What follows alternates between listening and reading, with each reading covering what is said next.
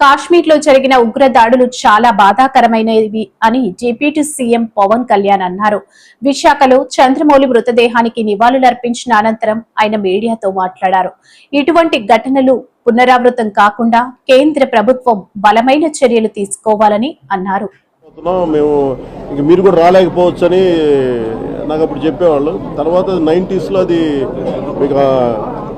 కాశ్మీరీ వేర్పాటువాద ఉద్యమం, ఇక టెర్రరిజం పెరిగి, సో ఇది ఎందుకు చెప్తున్నానంటే,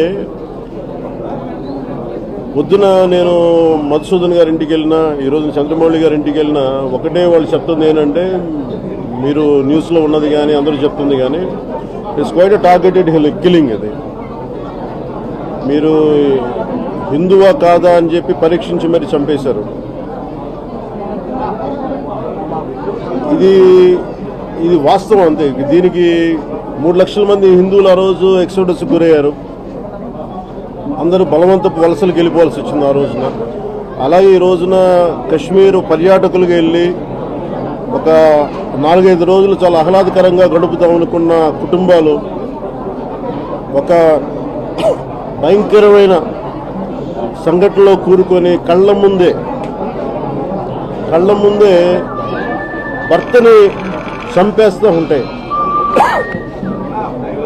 కళ్ళ ముందు భర్తను చంపేస్తూ ఉంటే నిస్సహాయంగా చూసి ఏమి చేయాలో తెలియక అలాంటి అమానుషమైన ఘటనలు, ఇది ఎవరికి జరగకూడదని కోరుకుంటాం ఇలాంటి సంఘటనలు. సో అలాగే నా ఇందాక పొద్దున మసూదన్ గారి ఇంటికి వెళ్ళినప్పుడు కూడా బిడ్డల ముందు చంపేశారు. 4 గంటలు ఆ మా నాన్న బాగుండాలని చెప్పి గొంతు తడారిపోయే వరకు ఆ బిడ్డ ప్రార్థిస్తానే ఉన్నాడండి దేవుణ్ణి. ఆ బిడ్డకి దేవుడి మీద నమ్మకం పోయింది. దేవుడు ఉంటే నిజంగా ఇలా చేస్తాడని. అంటే అంత ఒక్కొక్క సంఘటన వింటా ఉంటే కడుపు తరుక్కుపోద్ది. అలాగే వాళ్ళు మేము నమ్మకంతో ఎందుకు ఇలా జరిగింది, ఎందుకు ఇలా అయింది మాకు అనేది వాళ్ళ బాధను వింటా ఉంటే నిజంగా ఏమాత్రం స్పందన ఉన్న వ్యక్తి ఎవరైనా సరే, చిన్నపాటి మెత్తదనం ఉన్న ఎవరైనా వ్యక్తి నలిగిపోవాల్సింది. ఇంకా నేను బయటికి వెళ్ళి వాళ్ళతో మాట్లాడిన తర్వాత నేను ప్రెస్ ముందు మాట్లాడాలనగా నాకు మాటలు రాలేదు. మధ్యాహ్నం కూడా చాలా చాలా బాధ కలిగింది. ఎక్కడో ఒక చోట దీనికి ఒక ముగింపు పలకాల్సిన అవసరం ఉంది దీనికి. ఎందుకంటే ఇది మనం ఇంక షుగర్ కోటింగ్ ఇంక మానేసేయాలి.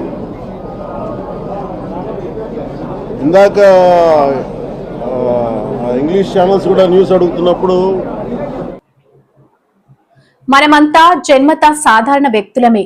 మనం ఆచరించే విధానాలు, సానుకూల దృక్పథమే ఉన్నత స్థానాలకు చేరుస్తుంది.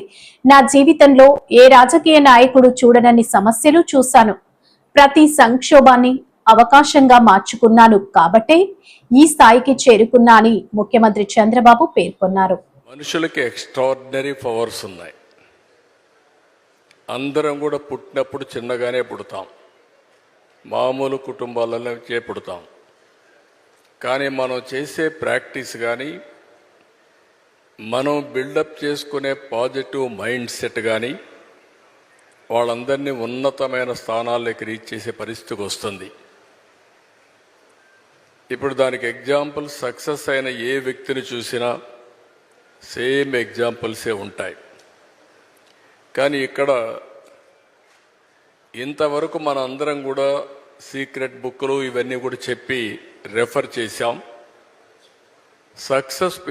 సక్సెస్ అయిన వాళ్ళు ఇప్పుడు నారాయణ గారు ఆయన ఇన్స్టిట్యూట్ కానీ, నేను రాజకీయాల్లో కానీ, చిరంజీవి గారు సినిమాల్లో కానీ మేము ప్రాక్టీస్ చేశాం. ఈరోజు చిరంజీవి గారు మీరు చెప్పినట్టు ఆయన ఆ సంకల్పం చేసుకొని ముందుకు పోయారు. నేను కూడా సీఎంగా ఉన్నప్పుడు ఆయనతో ఎప్పుడు కలిసేవాడిని. కలిసినప్పుడు ఆయనలో ఒక ఆలోచన, అప్పట్లోనే నేను సమైక్య ఆంధ్రప్రదేశ్ సీఎంగా ఉన్నప్పుడు నేను బ్లడ్ బ్యాంక్ పెడతాను, మీరు నాకు కొంత స్థలం ఇస్తే అంటే, సామాజిక సేవ కోసం సినిమా యాక్టర్లు మామూలుగా సామాజిక సేవ కోసం ఆలోచించరు. అలాంటి ఆలోచన చేసిన మొదటి వ్యక్తి చిరంజీవి గారని చెప్పి కూడా నేను మీకు తెలియజేస్తున్నా. అలాంటి ఆలోచనతో ముందుకొచ్చారు.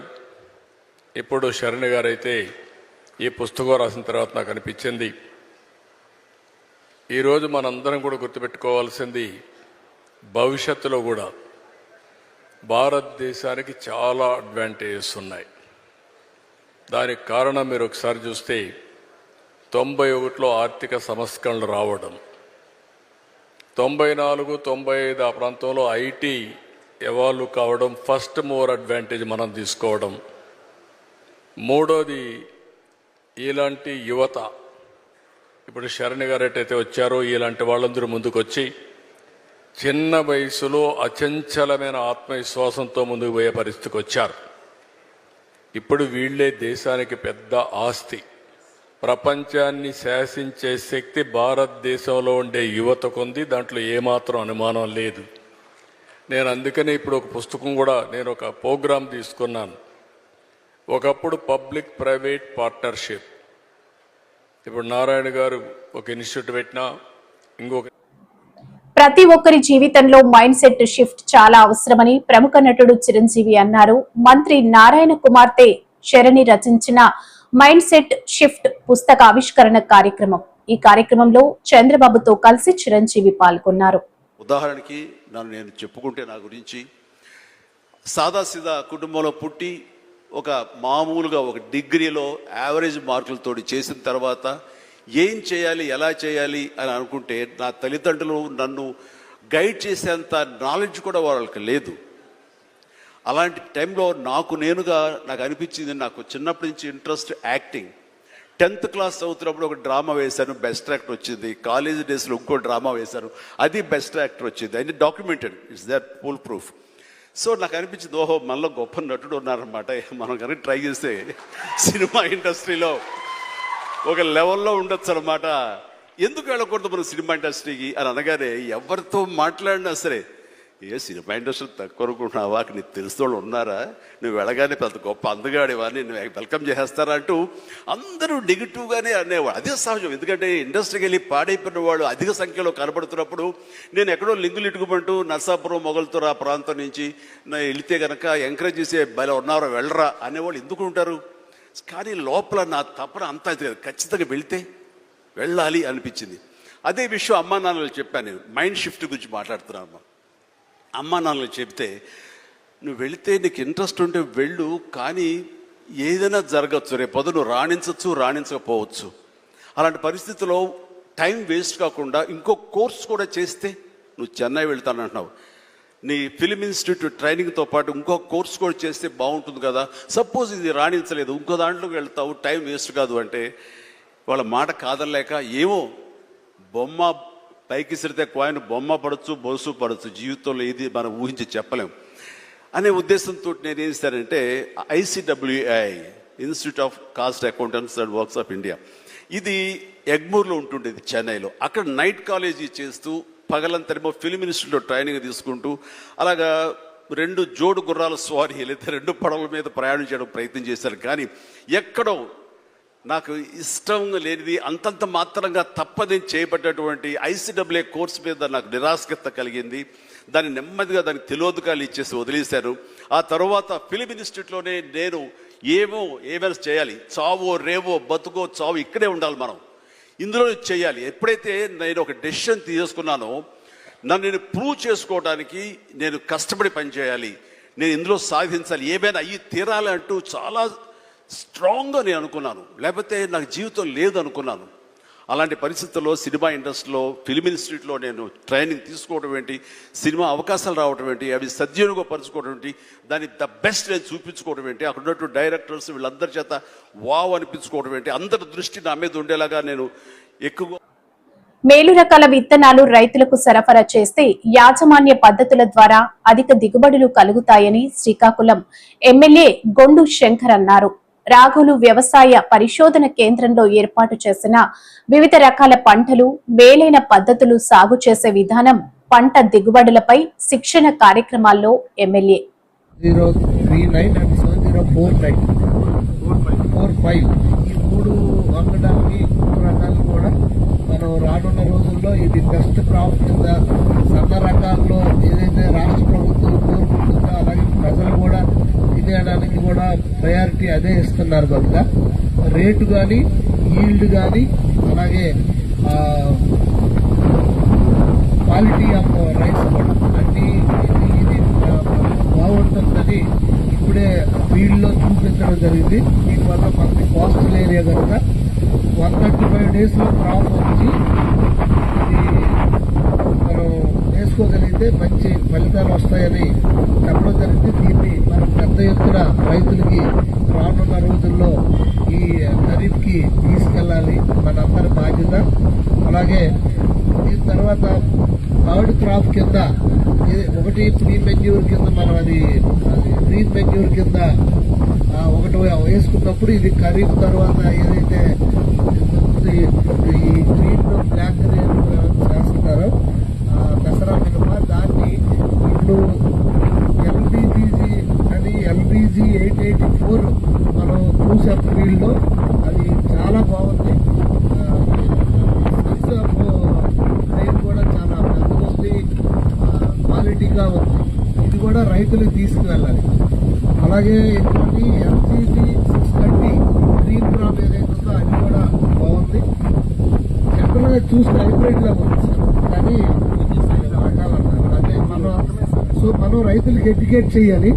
ఇప్పుడు నాకు మైస్ వల్ల జీవీఏ పెరుగుతుందని ఏదో నేను చాలా ఆనందపడిపోయాను. మొన్న మా జేడీ అగ్రికల్చర్ గారి ఆఫీసులో ఒక మేము రివ్యూ పెట్టుకునేటప్పుడు జీవీఏ పెరగాలి అని సీఎం గారు కోరుకుంటున్నప్పుడు సో మన మైజ్ వల్ల మనకు చాలా ఈజీ పెరుగుతుంది అని అనుకుంటే కానీ దాని తర్వాత ఆ క్రాప్ వల్ల భూమికి కలిగే నష్టం కోసం మాట్లాడుకుంటే చాలా భయంకరంగా ఉంది.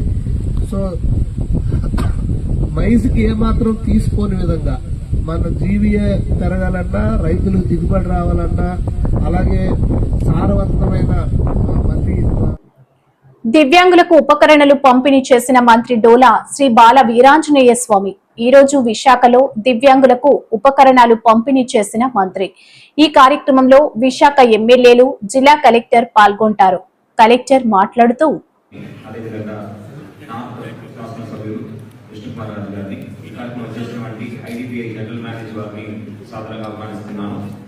ఈ మంచి కార్యక్రమాన్ని ఈరోజు మనం జరుపుకుంటున్నామంటే మన గౌరవ ముఖ్యమంత్రి వారి ఒక ఆదేశాల మేరగా మనము ఎప్పటికెప్పుడు వికలాంగుల మేలు కోసం వాళ్ళు బాగుండాలని ఉద్దేశంతో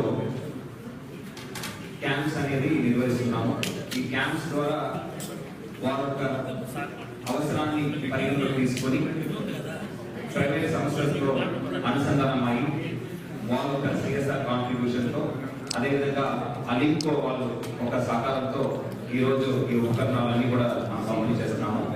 ఈరోజు దాదాపు 241 మందికి మన జిల్లాలో ఈ డిస్ట్రిబ్యూషన్ కార్యక్రమం చేపడుతున్నాము. దీనికి ప్రత్యేకంగా మంత్రివర్యులకి ధన్యవాదాలు చెప్పాలి. సార్ మినిస్టర్గా ఇన్ఫాక్ట్ సోషల్ వెల్ఫేర్ డిపార్ట్మెంట్తో పాటు different abled welfare and senior citizen department కూడా మన ఇన్ఛార్జ్ మంత్రివర్యులే హ్యాండిల్ చేస్తున్నారు. సార్ ఒక లీడర్షిప్ లో చాలా క్యాంప్స్ మనము నిర్వహిస్తున్నాము. ఈరోజు ఇలాంటి ఒక పెద్ద కార్యక్రమం నిర్వహించడం కేవలం సార్ ఒక కృషి వల్ల అని ఈ సందర్భంగా అందరికీ తెలియజేస్తున్నాను. సార్ కూడా ప్రత్యేక ధన్యవాదాలు తెలియజేస్తున్నాను. తన ఒక అమూల్యమైన సమయాన్ని కేటాయించి ఈరోజు ఇక్కడ రావడం, మీతో అందరితో కలవడం చాలా సంతోషమైన విషయం. ఈరోజు వివిధ ఉపకరణాలు మనం డిస్ట్రిబ్యూట్ చేస్తున్నాము. Battery operated wheelchairs, battery operated tricycles, ఇవన్నీ కూడా మనము చేపట్టడం జరుగుతుంది. ఇంకా కంటిన్యూస్ గా మనము క్యాంప్స్ కండక్ట్ చేస్తాము. ఇబ్బందిలో ఉన్న ప్రతి ఒక్క డిఫరెంట్లీ ఏబుల్డ్ పర్సన్ ని, వికలాంగుల్ని మనము ఆదుకుంటామని చెప్పగా తెలియజేస్తూ అవకాశం ఇచ్చిన అధ్యక్షురాలు ఏబీ డిసేబుల్డ్ వారిని ధన్యవాదాలు తెలియజేస్తూ సెలవు తీసుకున్నాం. గిరిజన ప్రాంతంలో ప్రత్యేక డిఎస్సి నోటిఫికేషన్ విడుదల చేసి గిరిజనులకే 100% ఉద్యోగ అవకాశాలు కల్పించాలని అల్లూరి సీతారామరాజు జిల్లా గిరిజన సంఘం ఉపాధ్యక్షుడు కొర్రా త్రినాథ్, గిరిజన సంఘం అధ్యక్షుడు ఎంఎం శ్రీను ప్రభుత్వాన్ని డిమాండ్ చేశారు. మండల కేంద్రంలో గురువారం గిరిజన సంఘాల నాయకులతో రౌండ్ టేబుల్ సమావేశం ఏర్పాటు చేశారు. ఈ సందర్భంగా వారు మాట్లాడుతూ కూటమి ప్రభుత్వం విడుదల చేసిన మెగా డిఎస్సి నోటిఫికేషన్లో గిరిజనులకు తీవ్ర అన్యాయం జరుగుతుందని, 100% గిరిజనులు జీవిస్తున్న ప్రాంతంలో 95% గిరిజనేతరులకు డిఎస్సిలో ఉద్యోగ అవకాశాలు కల్పించడంతో గిరిజనులకు తీవ్ర అన్యాయం జరుగుతుందని, ఇది మెగా డిఎస్సి కాదు దగా డిఎస్సి అని అన్నారు. డిఎస్సి నోటిఫికేషన్లో అల్లూరి సీతారామరాజు జిల్లాలో 512 పోస్టులకు గాను 482 ఉపాధ్యాయ పోస్టులు గిరిజనేతరులకు కేటాయించి 30 పోస్టులు మాత్రమే గిరిజన అభ్యర్థులకు కేటాయించడం దుర్మార్గమన్నారు.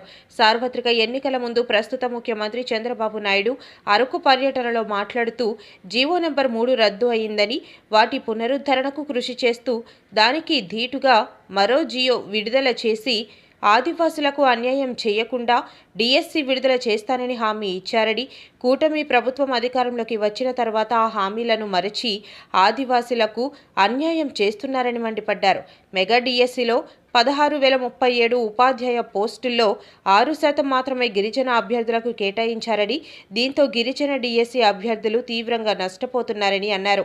జీవో నెంబర్ 3 స్థానంలో కొత్తగా ఆర్డినెన్స్ తీసుకువచ్చి ప్రత్యేక డిఎస్సి నోటిఫికేషన్ విడుదల చేయాలని, ఈ నెల 30 తారీఖులోపు ప్రత్యేక డిఎస్సి నోటిఫికేషన్ విడుదల చేయకపోతే రాష్ట్ర వ్యాప్తంగా ఉన్న గిరిజన నిరుద్యోగ యువతతో పెద్ద ఎత్తున ఉద్యమం చేపడతామని ప్రభుత్వాన్ని హెచ్చరించారు.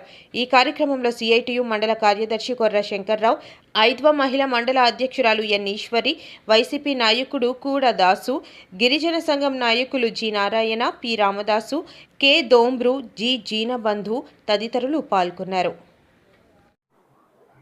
పల్లా మగాడైతే ఎమ్మెల్యే పదవికి రాజీనామా చేయాలి. స్వతంత్ర అభ్యర్థిగా పోటీ చేస్తే టీడీపీ కార్యకర్త చేతిలో ఓటమి ఖాయమని తెలుగు శక్తి అధ్యక్షుడు బివి రామ్ ఘాటు వ్యాఖ్యలు చేశారు.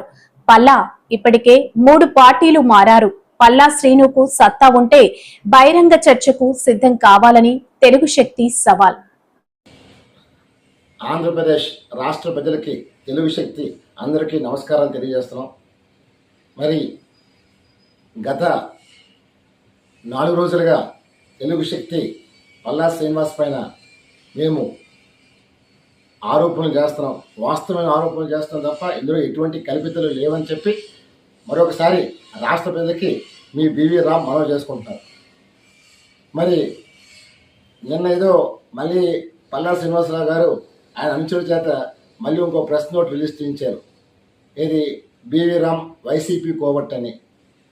మరి చంద్రబాబు నాయుడు గారు మరి గత 5 ఏళ్ళలో జగన్ ప్రభుత్వం పైన తెలుగు శక్తి దండయాత్ర చేసింది తప్ప ఏనాడు మేము వైసీపీకి భయపడలే.